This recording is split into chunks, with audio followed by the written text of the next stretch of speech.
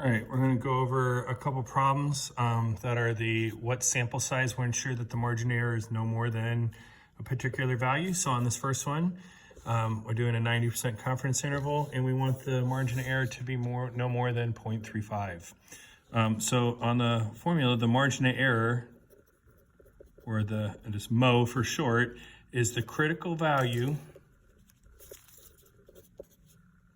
times the standard error. And in a confidence interval, that's plus or minus the statistic. That's the formula for the confidence interval. We're only looking at the backhand, what's behind the plus or minus, that's the margin of error. All right, for the critical value, the only thing we need is to know the percentage, the confidence level. So this one was a 90% confidence level.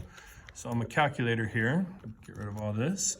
Since it's a proportions problem, I'm gonna be doing second var's inverse norm. And this is where I need to split the difference. So I'm going to put 0.95, and then I leave 0 and 1, hit enter a couple times, and I get 1.64, all that. But I'm just going to go ahead and I'm going to shorten it to 1.645.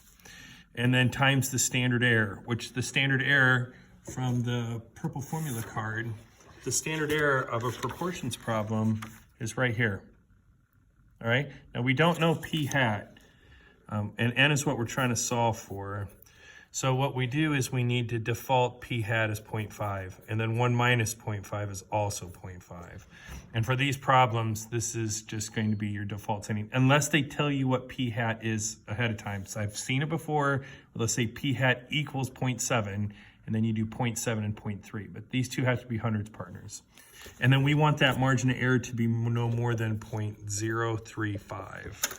And I'm just going to say equal to, and then I'll round up, and that'll take care of the being no more than versus writing it with an inequality and dealing with that. All right, so I'm going to take 0.035, and I'm going to divide it by 1.645, or I can type in this decimal, or I could hit second answer there. As a matter of fact, let's just go ahead and do that. That's going to be a slightly better answer. And to get the A and S for previous answer, you hit second, and then this negative sign with the white key down here. I guess on the other calculators, these are yellow. I guess these are all white keys. Then I hit enter. So then I have 0.02127. Again, that's a lot more, but I'm not going to write all that decimal. We only need to write so much. Then I square both sides, and again, I'm just going to hit that squared. It's going to say previous answer squared. And then that's 0.00045 equals 0.25 over n. And then n is equal to 0.25 divided by whatever this mess is. When a thing is equal to a fraction, the thing in the denominator, you can switch those out. And again, I'm going to use this whole decimal by doing 0.25 divided by second answer. And I get 552.15. But again, I have to round that up to 553. And then don't forget, then you could double check by plugging that in here and then making sure that that number is going to be just a hair under 0.035. All right, and then I got another one of the same type of question, except this time we got 99%, and 0.02 is what we're going to be solving equal to, but everything else is essentially the same. So 0.02 equals, and we'll get that, we're going to get that in just a second. And I'm going to go ahead and even combine that 0.25. 0.5 times 0.5, at least on this one. If I was doing it on the AP exam, I'm probably not doing that. All right, and then again, I'm going to do inverse norm, split the difference. This time it's 0.995 because of 99%. We get a pretty good size critical value. Again, that continues on. There's more to it than that, but 0.02 divided by answer.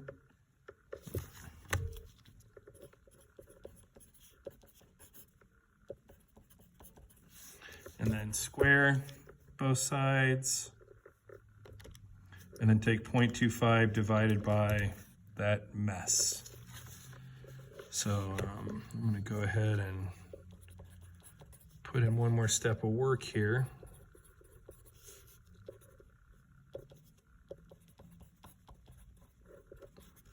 And for my class, you're not getting any partial credit on this unless you've shown some work. And I mean like proper work that's shown right here on this video, not just some just having something written down. But there you go. That's for a proportions problem. That's how you solve it. Again, would you change this number? We could change the confidence level, which will change this number. Oops, 0.25. That's not going to change unless they tell you a different number for p hat. All right.